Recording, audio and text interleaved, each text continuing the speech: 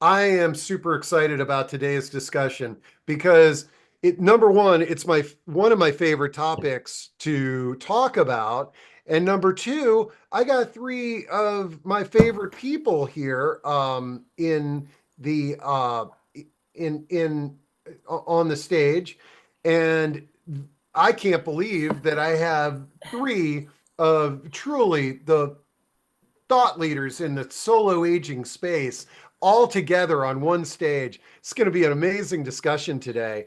Um, so uh, I know you all three of you have a big fan club, and I see the hearts coming up already. But for those that may not know one or all three of you, we'll kind of go around the little Brady Bunch thing here and get to know the three of you better. And Joy, you're on my left, and so I'm just going to go that way.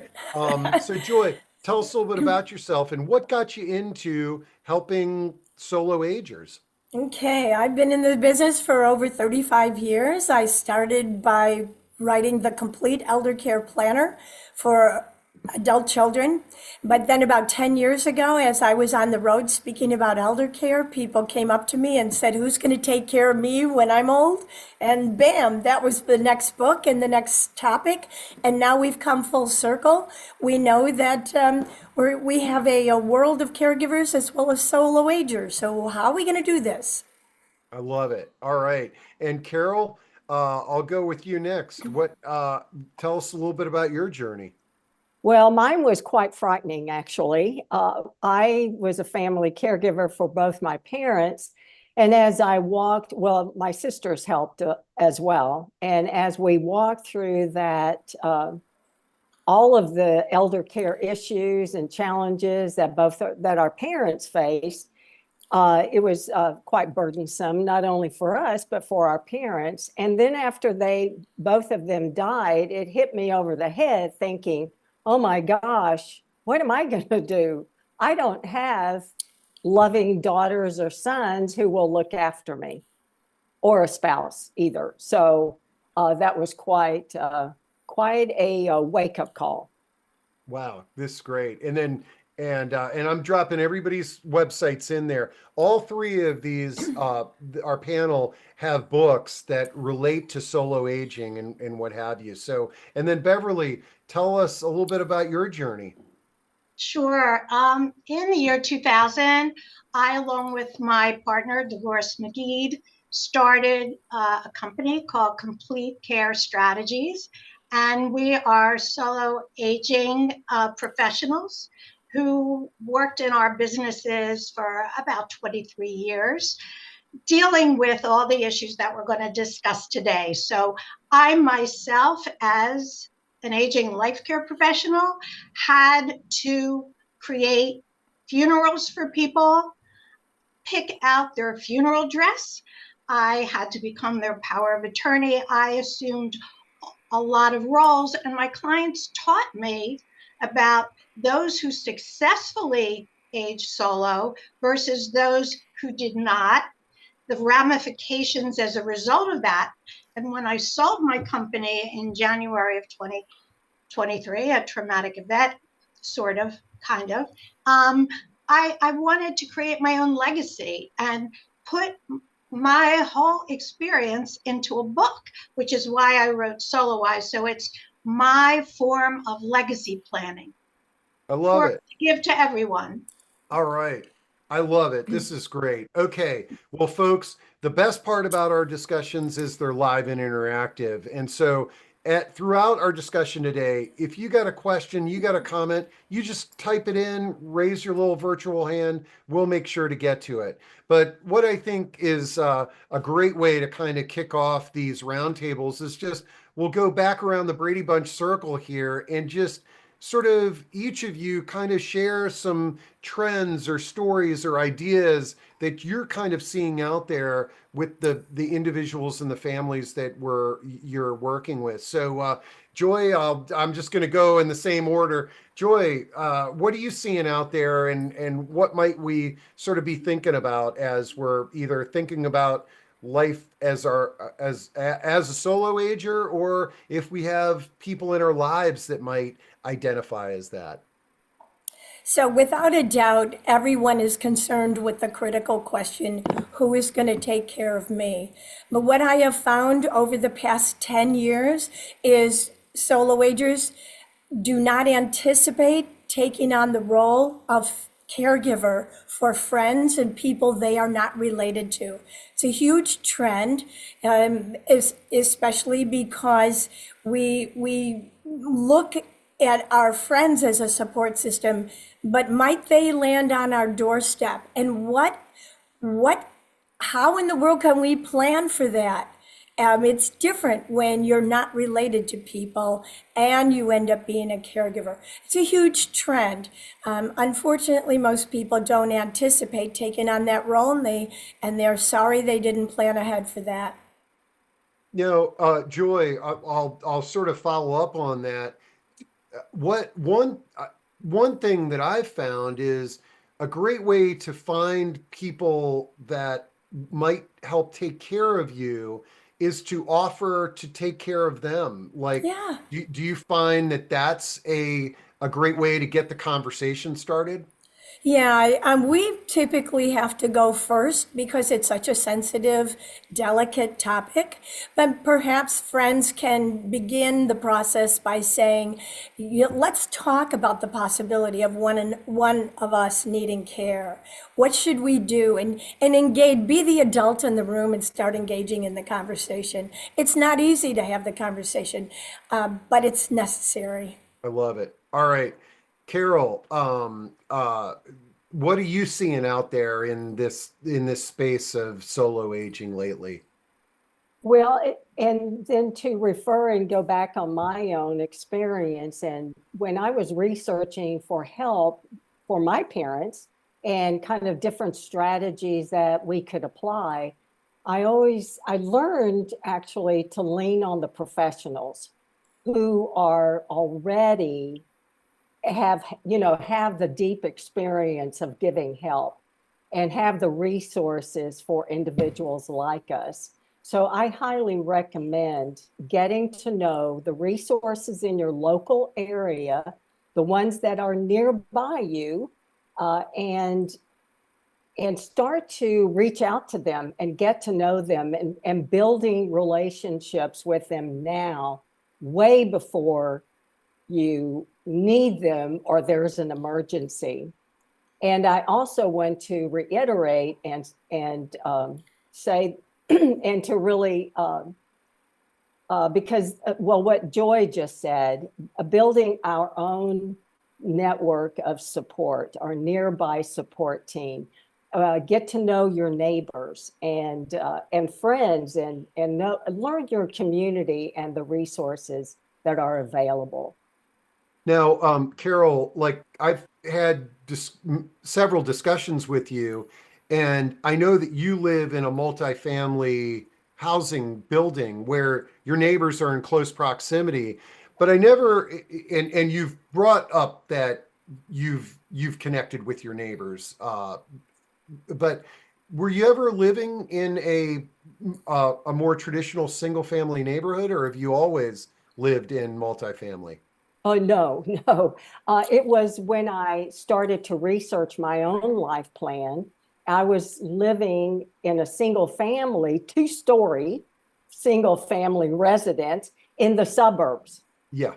And when I realized, oh my gosh, I'm aging alone, I thought, well, this is crazy. I can't live in a 2-story home. My washer and dryer's upstairs, right? And I have to drive everywhere. I'm alone. And so that just really got the ball rolling.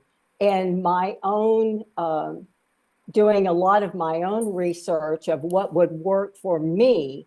And that's what I want to support others to do, is to really focus on your own preferences and your own needs and how you want to live and age and grow older. So so that's what I did. And I landed in a high rise. Yeah. Yep. And okay. Now, the questions are coming in, but I want to hear from Beverly, and Carol really teed you up perfectly there, Beverly, because as your profession was an aging life care manager. I think that's one of the best team members for everybody to just go out and do a 30-minute consultation with an aging life care manager, in terms of being a potential quarterback to help us navigate these waters in the future. For those that might not be familiar with aging life care manager, could you give a brief overview of that profession? And then I'd love to hear what some trends you are seeing out there. Sure. So typically, an aging life care professional is an individual in the human service profession who is either a social worker, a nurse, a counselor, someone with a professional background. Complete Care Strategies also has an occupational therapist, which is a great addition to the team. And so, what we share in common is that most of us are certified in our field because there's so much to learn from so many other professions beside the one that we've been in. I was a psychotherapist for a lot of years before I started Complete Care Strategies. So that was my strong suit, but I don't know about nursing. I don't look at people's bodies, but that's why we need a multidisciplinary team of individuals who do that. And I guess my prejudice is really for the aging life care professionals because of their ethics, because of their diversity, and because of all the services that they provide. I love it. Now, tell us a little bit about what you're seeing out there. Any sort of trends or things for us to think about, and then we'll start getting to some of these audience questions. Well, if I could just reiterate the idea that people who are solo agers, more than any other group, although it's true for everyone who's aging, the networks that we have, the people we know who know people, those resources can spell the difference between life and death sometimes. I don't want to be too dramatic, but I've seen that happen as well. That's critical. For me, I see one of the biggest barriers for solo aging is the resistance to take action. People that I know personally are people, very intelligent people, who don't take this window of opportunity, because right now, folks, this is when we have the most control, to take the steps necessary to plan for the future, because the truth is we are all going to die. It's just the way that it works. And while we're alive and vibrant and behind our eyes, this is the moment that we need to take action. And I have witnessed too much unnecessary suffering and discord because people haven't taken one little step at a time. I love it. You know, the phrase that I hear more than any other phrase is, "That's nice, I'm not ready yet." And Not yet. it's so hard to, and I see a bunch of questions in here that you know, people, Pam saying, "Why do you think people resist taking action?" I'm seeing it as well. It's actually, let's just, that's a great kind of roundtable topic. Like, why do people resist? And folks, the panel can comment, but if anybody has ideas, or if you were resisting and then you made a decision to sort of change, share that with folks. I'm curious what y'all think. Why do I'd like we? to I'd like to jump in here because people don't know where to start, and it's overwhelming, and it's like I'll just deal with whatever lands on my doorstep. So I'm going to give everybody the top three, and if they just do these, they're in good shape. Number one, how are you going to finance a longer life? Number two, where are you going to live? And where you live has to do with services for people to, you surround yourself with people who will do things for you, like change a light bulb. Number three, the legal documents, the importance of having other people named in a legal form that helps you, helps determine What happens when and if we become incapacitated?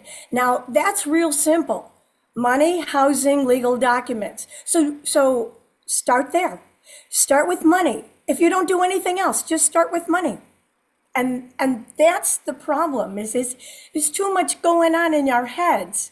It's not about death and dying. It is about financing a longer life with a quality of life. So that's my 2 cents. Yeah, and oh, go ahead. You guys jump in. I can't. I'm not. Well, I Keep going. definitely, I really believe and want to support what Joy just said, because for me, it was my finances. And and just like what Joy said, and when I was 55, when I started to plan, I feel very, very fortunate. However, I had a huge wake up call. And for me, that was like an emergency. And so I invite others or people on this call to look around, look at your friends' lives, or maybe your parents or your other older adults who live nearby you, and just watch and observe. And perhaps you'll gain a wake-up call from just watching them. And because that's what happened to me. And so initially, I didn't know where to start. I thought, oh my gosh, this is huge because giving care to someone is really big, and watching them age is even bigger. So I thought that was the first question I asked myself, where in the world do I start? And that's when I came up with this assessment to evaluate my satisfaction of 10 top domains.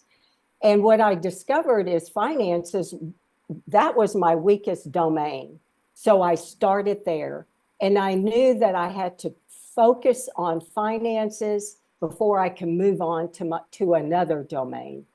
And once I kind of gained really more comfort and security around my finances, I moved on to my social connections and where I lived. And that's when my life really started to take off and landed me in a high rise where I feel totally supported. And I still struggle from time to time with my finances. However, I'm aware of it. And that's the first step, is being aware of it. And then that kind of opens the door to taking charge of it and making improvements. I Can love I, it. can No, I say Harvey, another please. thing about, So my wake up moment was as an aging life care professional. I spoke to and dealt with older people, but the funniest thing happened. They started being my age. What happens when an aging life care manager is an old person themselves? I love when people say, "Hi there, young lady." Well, I'm no young lady. And facing the fact that I'm old, and today's my birthday, by the way. Oh, happy birthday.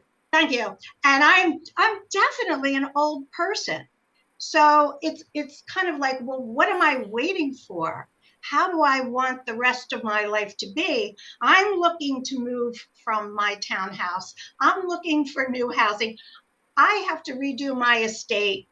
There's so many things that we're confronted with, and we know the whole zip about getting older. We're not old. We just take care of that. We do all the pieces that we need to do to pretend or feel, and sometimes it works, younger. We want to be younger. And for me, I guess because I'm a former psychotherapist, I see things this way.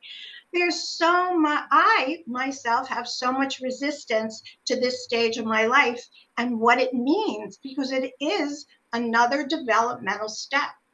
And I see that as the biggest hindrance. The other one little caveat I want to mention is, while it's wonderful to have friends who are there for you, I think it's really important to consider the ages of your support team.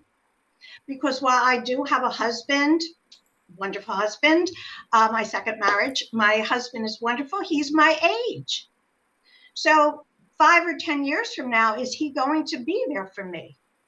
I'm not planning it that way. I don't think that's a good way to plan it. And since I'm the mother of boys, I don't have a particularly strong support system like a daughter. So all of these steps I am confronted with, just as anyone else my age is confronted with. And that for me is challenging. Great. No, excellent. All right. We got some great questions here. Let me try to get through them all. Okay. Anne says, Carol mentioned getting to know resources in the community. We have a good council on aging here where I live. Are there any other kinds of resources if you're living singly? I like that term. All these new terms, living alone, solo aging, singly.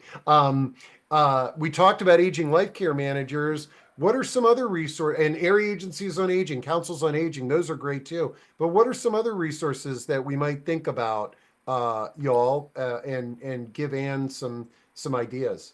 I Senior think all of our centers. books have that information in it too. Yeah. But senior Um, centers are a great resource. I was just going to say that, Carol.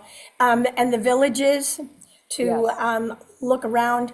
Also, as you described, your condo building may have a collection of resources where, and I also live in a building where we take care of each other. And there are there are resources that we share amongst each other.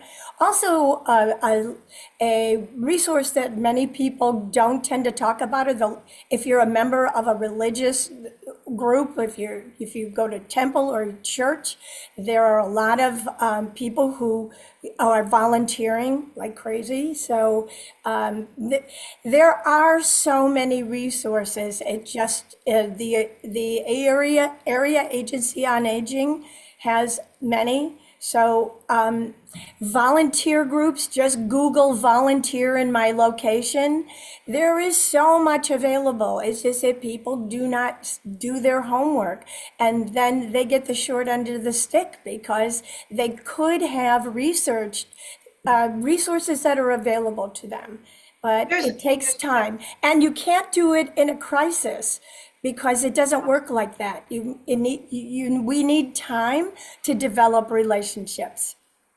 And there are many, many of us on the call are most probably female, although not all, I'm sure. There are so many groups that we can join. The Women's Connection, I belong to the Women's Connection. Online, there's a group called Luster. There's so many groups that anyone can find just by doing a search, which is the beginning of building a network. And also lifelong learning institutes are a Absolutely. great resource. Oh, sure.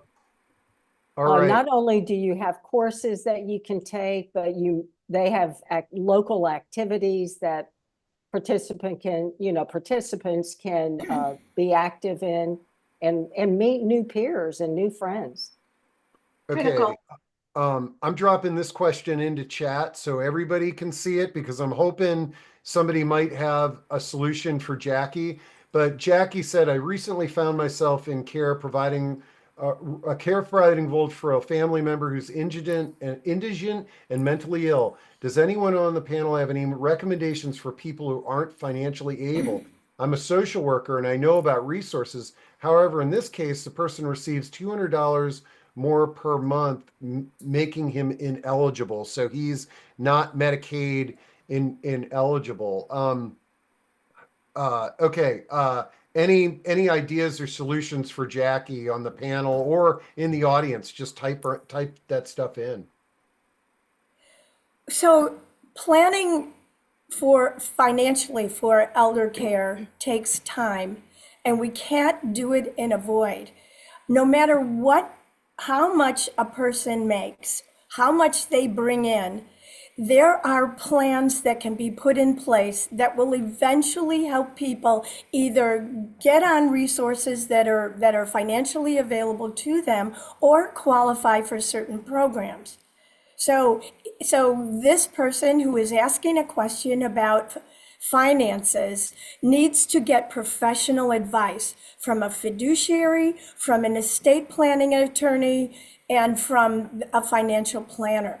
People make the mistake of thinking that they have to have a lot of money in order to be able to plan for the future financially and otherwise, and that nothing could be further from the truth. It's all money and time are our best friends when it comes to planning for the future, Yeah. but it requires time. So I now think on that this, one question though, and it's a great, because this is a solo aging discussion, that she's in the caregiving role. The train has already left the building. No, it Yeah, never leaves the building, well, Steve. Right what now, I'm right okay, now, she needs professional financial advice. The okay, train never leaves the station. Right now, she needs to gather her resources on who can I talk to about my current situation. That's a myth saying, okay, here I am in a crisis. Okay, now she can go forward and surround herself with people who can help her immediately, or him. okay. Well, the person that was writing that is helping a solo ager. Okay. I mean, Fine. but I wanted to make this as an illustration for all of us out there.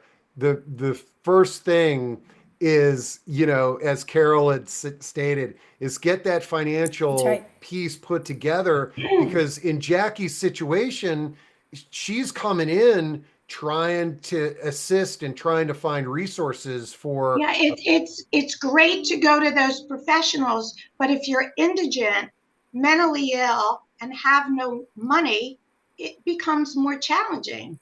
And that's why almost every legal system in our country has a group that works with people without money. And That's right. so the best thing in this situation is, excuse me, is to identify the legal counsel that is set aside for people without resources. That's With right. resources is very different than without resources. Yeah, Yeah. You and I are saying the same thing. Don't right. sit around and be scared. Go talk to people who will help you get your finance or this person's finances in order. Like you said early on, Beverly, people don't take action. What stops them is unnecessary. It, information is powerful. Yeah, I think the first place I would go in this circumstance is to the area aging on or Agency. Department of Aging or the Area Council on Aging. And The they state. typically have free resources. That's right. They'll have conferences, they have seminars, they have professionals within the community who come in to give talks. And that's where I would start and get recommendations on who those attorneys or financial advisors are, or even contact your local legal aid. Most communities have a legal aid, either through a university that has a college, law school, for example. Go there. I mean, that's usually free or very, very inexpensive. And they can give you the resources and really give you more direction or better direction. Okay. Let's see. Hey, this is actually great. Somebody says, what if any supports or guiding directions do any of you all still provide? Are you all retired from aging life care services? And this person's familiar with your books. Do any of you offer direct services to solo agers that might be out there today? I'll I start with do. me. I don't. I am a B2B business and I work with professionals. And so I'm out. Okay. Yes. I, on the other hand, welcome calls from people. I'm happy to consult for one time consultation is free, and I would be happy to refer to people to other places that they would benefit from. Okay, great. And I have a life plan assessment that you can purchase online. It's very inexpensive, and it really gives you really the highlights of where you are today in terms of the top 10 domains. So it gives you, it's more like a roadmap, and it guides you to where you need to start. If you don't know where to start to plan, this assessment will truly take you there. Cool. You can also set up a virtual chat with me if you wish. That's all on my website. Yeah, and also in my book, if you go to my website, there's a whole questionnaire that will help bring to light the kinds of questions you need to be able to answer. Okay, and I'll make sure, folks, at the recording link at proaging.com, I'll have all their contacts, all their websites, and that's great. Thanks for that question. That was really good. I should ask that question right from the get-go. Okay, what do you do if you know a person whose cognitive ability is declining, but they refuse to accept this? How much should you interfere? What do you mean by interfere, Steve? Well, I didn't ask the question, but I'm assuming this is somebody who's looking after somebody that may not have a loved one, a solo ager with cognitive abilities, and they're just refusing help. We hear it all the time. Well, the first thing that comes to mind for me are you related to this person, and do you have any decision-making powers with this person? So again, the legal aspect of interfering, whatever that means, comes into play. If we have no legal relationship with these people, we are limited. It's just a friend, they said. Just a Yeah, friend. that's the most heartbreaking call Yeah. that I ever received in my practice, was from a neighbor identifying another neighbor who was in that very situation. And the worst thing is there's nothing we can do to help, because no one has the agency or the power, as Joie has said, to be in that responsible position. It's heartbreaking. If they Um, have family, Or you can yeah. mention to them your concerns. But this is exactly why we have to talk about caregiving among people we're not related to. And that's yeah. also an issue for the area agency on aging. The neighbor could always call that agency, and they do their own assessment of the person and decide if they're of danger to themselves or others. The caveat is that if the neighbor makes the referral, no one from the agency will ever discuss it with them again, because they're not legally allowed to, because that person is not the power of attorney. Yeah, and depending upon the decline of your friend, how, what stage, or if they truly do have dementia, and what stage. My sister-in-law is a adult. She works for the Adult Protective Services, and unfortunately, they could be called in just to, like Beverly said, to do an assessment, to really assess the situation. I would use that as kind of the last resort. However, if your hands are tied, that might be, you could at least call them, because I've done that before for a neighbor here right where I live. And I just spoke with the counselor. They didn't necessarily go to the woman's home, which was good, but I just wanted to get some feedback from them on what should I do as a neighbor. And as a caring person, oftentimes it just makes us feel better that we've done something. Yeah. Oh, because we're really limited in what we can do. And Kelly says, when you call Adult Protective Services, it might be classified as self-neglect. This person is not taking care of themselves. And okay, I've seen a few. This chat is awesome, by the way, and that's all going to be on the recording link. People are throwing out some great suggestions. Okay, but I've seen a few things go by related to assisted living, and let me read this one. I've been living in the same town for almost 50 years. I'm familiar with everything. I have access to shopping, senior services, bank, medical. I know I need to leave my house, which has many steps, and I'm 81 years old. I'm still driving just fine. Should I consider an assisted living place or an apartment or condo in the same town? Should I look for something closer to my kids? They're 45 minutes to an hour away, so they can look after me.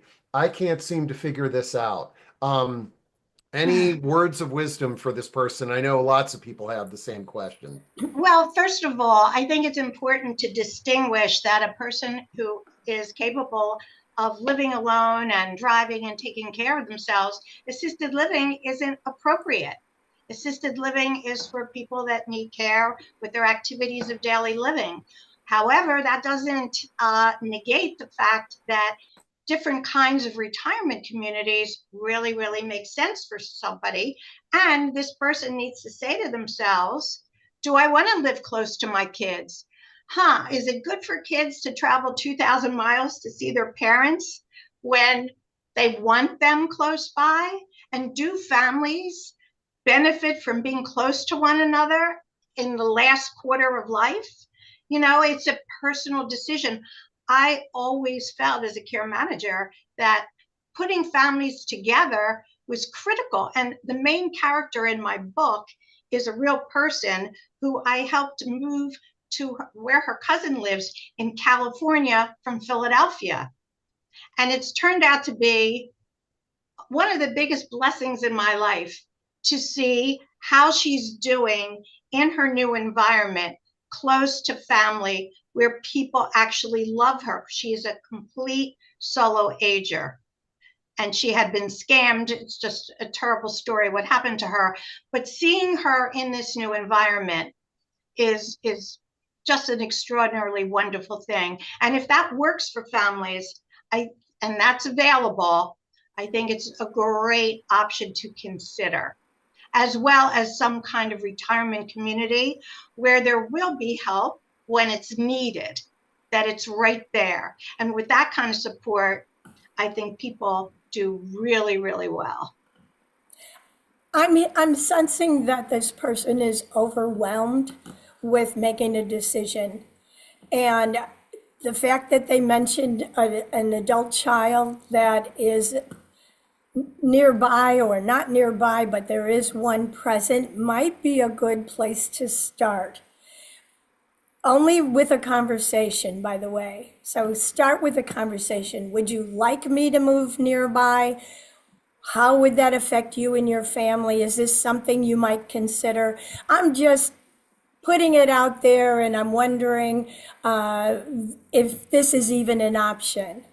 And you might be surprised at how they answer. They may say, yeah, we'd love it, or no, it's not going to work out. I'm just not made for this. But start somewhere, and most people can start with an adult child and at least get the conversation out into the air so that it can be helpful for you to understand whether or not it's really doable. Once, and if they say yes, then you can start planning for the yes answer. If they say no, you go to some other option. But start there. Just Great take first. take a deep breath and start there. And if they say no, be prepared. Okay, I knew this question was going to come sooner or later. And Paul asks, are you aware of private professional fiduciaries who can help older adults manage their healthcare and financial affairs?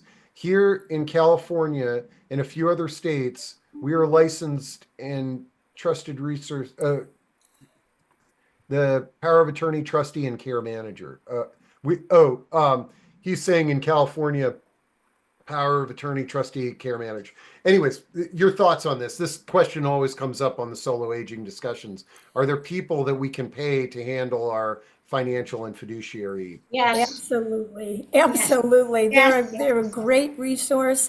All you have to do is walk into your local bank, go to the trust department and say, I don't know who's going to take care of my finances. I have no one, and I need to establish someone to help me with this. Do you have somebody who does this? Again, we go back to the idea about taking action. Also, not all banks provide that particular function, and it's just something to really consider because in many ways it's so helpful because they'll do bill paying, they follow a client.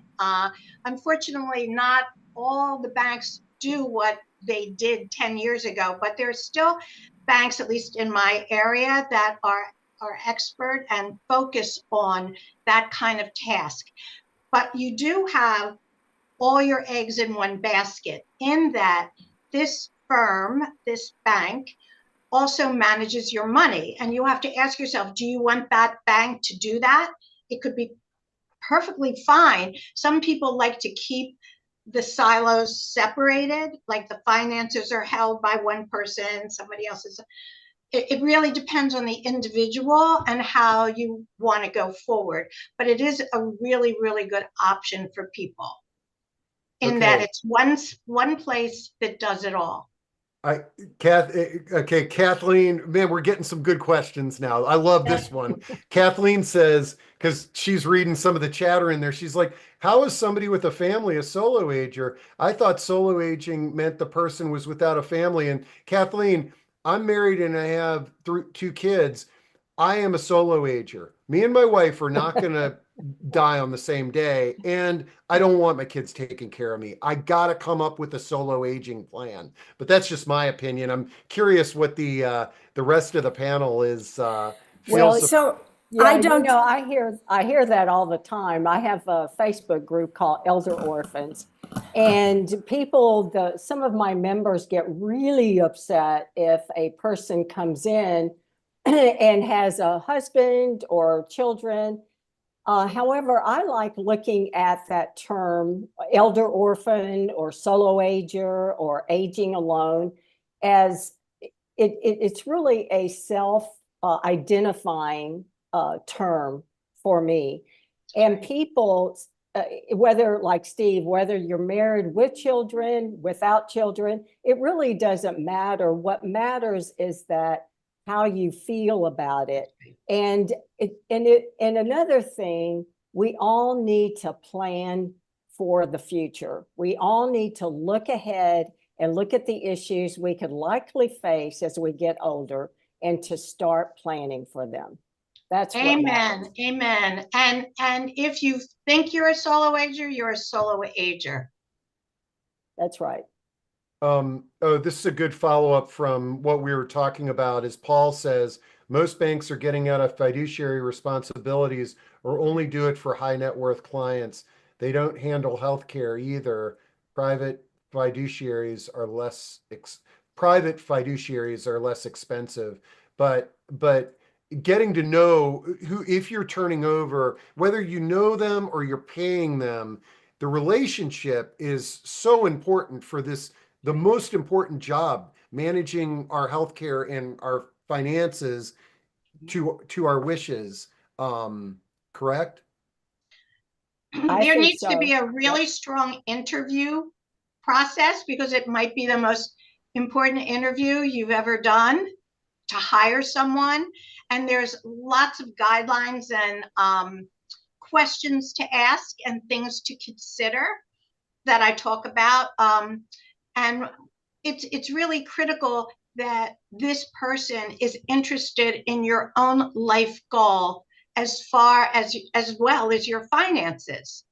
And you have to get a sense about whether or not this is a person you can trust in your life by asking the most relevant questions to determine that.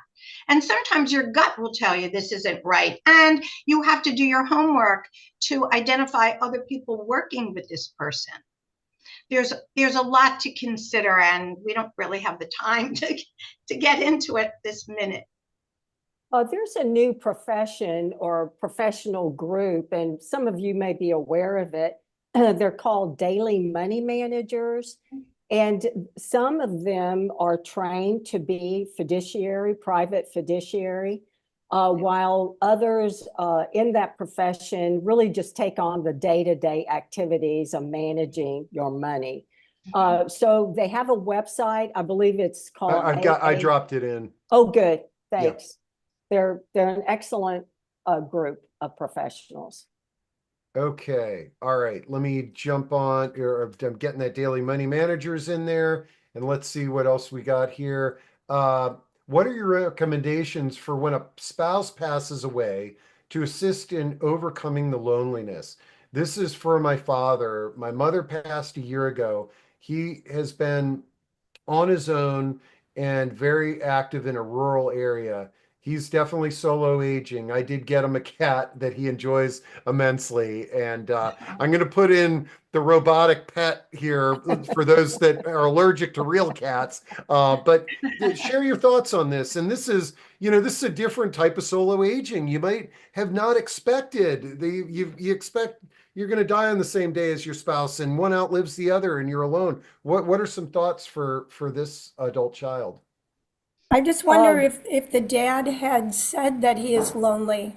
Has he described his new lifestyle as something that is depressing, and is he unhappy? I remember taking care of my mom. She was perfect after her husband died. She would sit and watch television all day long, and yet I would say, "Mom, are you happy just doing this?" And she said, "I sure am." So I wouldn't assume, I would have a conversation with Dad and find out how he feels first.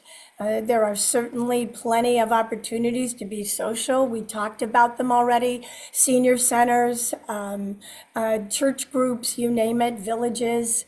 But have the conversation. How do we feel? How do you feel, Dad? Are you doing good, or are you liking your silence, That's good, Joy. I like that. That's very important. We went through that with my dad because my mom passed away before my dad did. And he was very lonely. And fortunately for us, we lived fairly close to him, so we were able to visit him often. And when I was able to come in and spend the weekend with him, I would take him to different social events nearby, right where he lived, so that he would have the opportunity to learn about these other resources that he could participate in, even if I wasn't there. And what I hear you both saying, which is really critical, that all of this initiation begins with a conversation and asking the right questions and inquiring about how someone's really feeling, because we all make assumptions and they might not be correct. Great. Let's see. Okay. Sorry, guys. Okay. I've thought about a possible way for people to get started on making a change, something that even I have done and continue doing. Start paring things down. Get rid of things a little at a time. Just a drawerful, maybe, if you're not in the mood for more. If you're not in the mood for more, it helps you see how you can live more simply and differently. And yeah, like Carol, I imagine when you moved from your suburban home to your apartment, you saw this firsthand. Oh, absolutely. Yes. But I didn't have a problem with either giving things away or selling them, because I knew that this was better for me in the long run. Yeah. And I think the most critical thing is, no matter what realm we take little steps in, incremental steps, what occurs is that we gain momentum. We get the ball rolling in any context, in any way that we're supporting our own solo aging and our own aging security. It's one little step at a time, but it picks up speed once we begin. Beginning is the issue. Okay, got a question here. Can you speak to the issue of screening the assisted living fiduciary professional and others? The fear of being involved with a person who does not have your best interests can be concerning roadblock to taking these steps. I think we talked a little bit about that, but yeah, I liked reading that question again, because whoever you trust, whether it's paid or unpaid, this is a very important job. And if you don't have somebody in that role right now, You've gone this long without it. It's okay to be thoughtful in interviewing and asking questions and being comfortable when you're assigning a person in those documents. That's critical. Absolutely. And take your time while you're making that decision. And the other thing that's really critical is to make sure that they're on the same page as you are. If you decide on someone being your power of attorney and you have end of life issues that you want documented, make sure that they're going to carry them out. That's also critical. You have to find someone who understands your life goals and who will adhere to them no matter what. Yeah, I want to recommend the American Bar Association. They have some really great resources that help you think through selecting, for example, like a healthcare proxy. They also give you a document that you can download on questions to ask, even while you're interviewing potential healthcare proxies. Yeah, so great. check it out, American Bar Association. Nancy Ruffner, who's a patient advocate in this space, she says, I like to say that all agers can take lessons from savvy solo agers, educate ourselves, seek, plan, document. We can all have a say in how things will go and where we'll end up. Very well said there, Nancy. And as I'm looking at the clock, I'm like, man, we burned through an hour pretty darn quickly. I want to make sure that we answered most of the questions here. But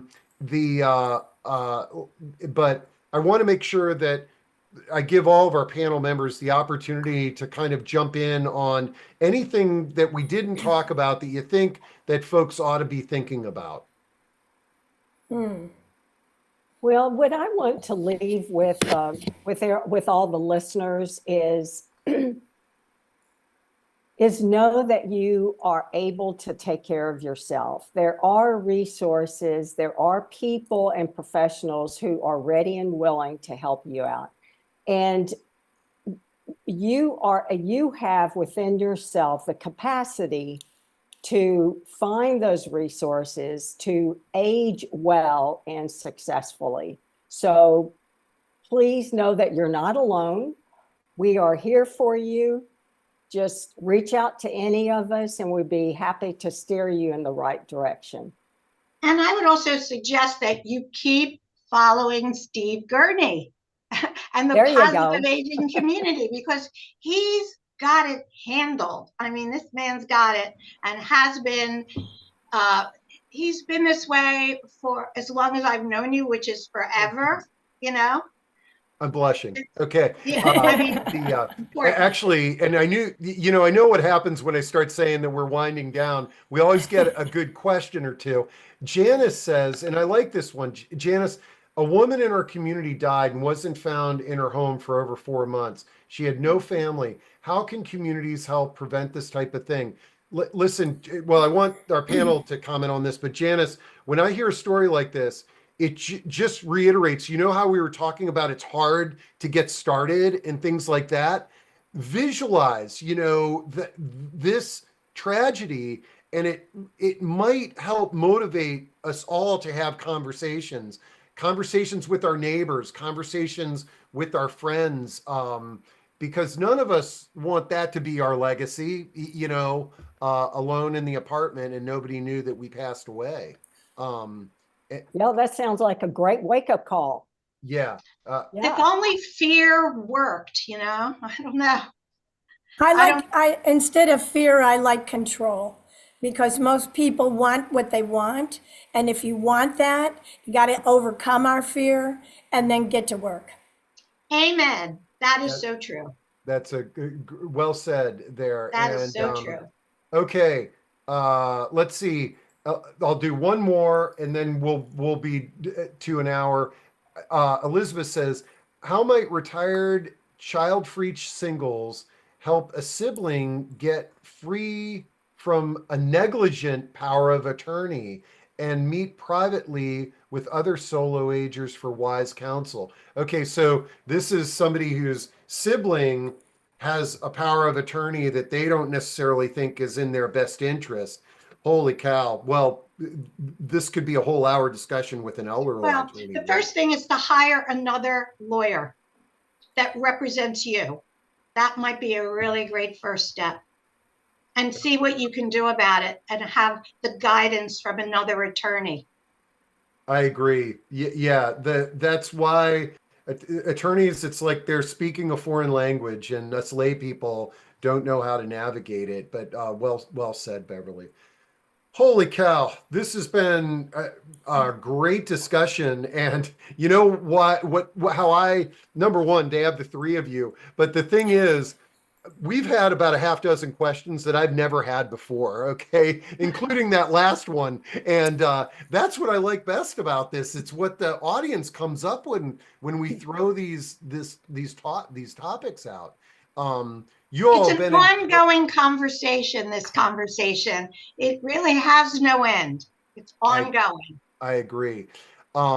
Folks at proaging.com, I'll have the recording up shortly. I'll have links to all three of these wonderful thought leaders' websites and their contact information. I hope you engage with them in any way that you can. And really looking forward. We've got another three a panel of solo aging all-stars in February. So this is going to be really fun. Like you said, Beverly, this is an ongoing discussion. So we'll try to just make these periodic all year long. Right. Great. All right, y'all. Have a great